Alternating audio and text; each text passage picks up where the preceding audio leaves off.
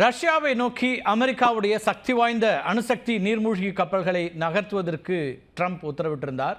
இந்த மிரட்டலை எதிர்கொள்ள எங்களிடமும் வல்லமை இருக்கிறது அப்படின்னு பதிலடி கொடுத்திருக்கிறது ரஷ்யா. தன்னுடைய புதிய ஹைப்பர்சானிக் ஏவுகணைகள் பெலாரஸில் வைக்கப்படும் அப்படின்னும் எச்சரிக்கை கொடுத்திருக்கிறது. அணு ஆயுதங்களை வைத்திருக்கக்கூடிய இரண்டு நாடுகளும் மிரட்டிக் கொள்வதன் மூலமாக மூன்றாவது ஒரு போருக்கு வழிவகுக்கிறதா அப்படிங்கிற கேள்வியும் உலக நாடுகள் மத்தியில் எழுந்திருக்கிறது.